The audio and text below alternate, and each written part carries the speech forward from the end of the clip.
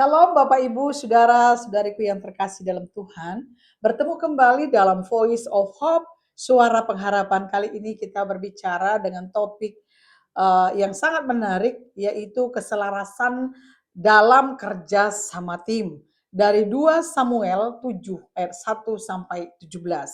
Pada hari ini kita belajar tentang bagaimana keselarasan dalam kerja sama tim dari kisah Raja Daud. Saat itu Daud sudah tinggal di istana yang nyaman, lalu muncul kerinduan di dalam hatinya. Dia berkata, mengapa aku tinggal di rumah di istana megah, sedangkan tabut Allah masih berada dalam kemah. Daud punya niat, punya kerinduan yang sangat baik, yaitu ingin membangun rumah bagi Tuhan. Ketika Daud menyampaikan hal ini kepada Nabi Nathan, dia menyampaikan kerinduannya untuk membangun bait Allah.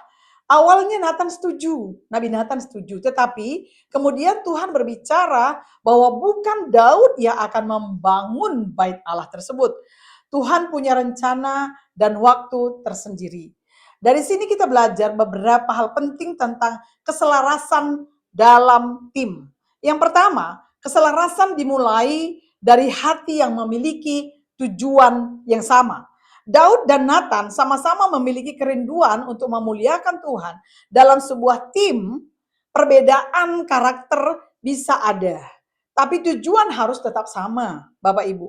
Kalau tujuan kita sama, bukan mencari nama sendiri, tetapi memuliakan Tuhan dan kebaikan bersama, maka kerjasama akan lebih mudah terbangun. Nah, yang kedua, Bapak Ibu, bagaimana kita bisa membangun keselarasan dalam tim? Yang kedua, tim yang baik mau mendengar arahan Tuhan. Nathan awalnya berpikir ide Daud itu baik. Namun ketika Tuhan memberi arahan berbeda, Nathan mau menyampaikan kebenaran itu kepada Daud. Tetapi artinya dalam kerjasama tim ini diperlukan kerendahan hati untuk dikoreksi dan diarahkan. Puji Tuhan. Kadang-kadang Bapak Ibu ide kita yang baik, tetapi belum tentu itu waktu atau bagian kita. Keselarasan bukan berarti semua orang selalu harus sepakat, tetapi semua mau taat kepada kehendak Tuhan. Itu jauh lebih penting dari semuanya. Oleh karena itu, mari kita melihat yang kedua ini tadi, bahwa tim yang baik itu mau mendengar arahan dari Tuhan. Yang ketiga, tidak semua orang mengerjakan bagian yang sama. Daud ingin membangun bait Allah, tetapi Tuhan menetapkan bahwa Salomo lah yang akan melakukannya nanti. Ini mengajarkan bahwa dalam tim setiap orang punya perannya berbeda-beda. Ada yang memulai, ada yang mendukung, ada yang melanjutkan. Semua tetap penting. Kita kerjasama menjadi indah ketika kita tidak iri terhadap bagian orang lain. Tetapi setia saja menjalankan bagian yang Tuhan percayakan kepada kita. Oleh karena itu, mari hari ini kita melihat dari 3 kebenaran bagaimana membangun keselarasan tim ini.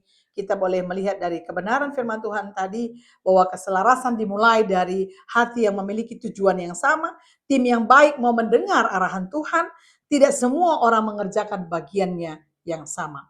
Nah, biarlah kita hari ini belajar seperti Daud dan Nathan memiliki hati yang sama, mau mendengar arahan Tuhan dan menghargai peran satu sama lain.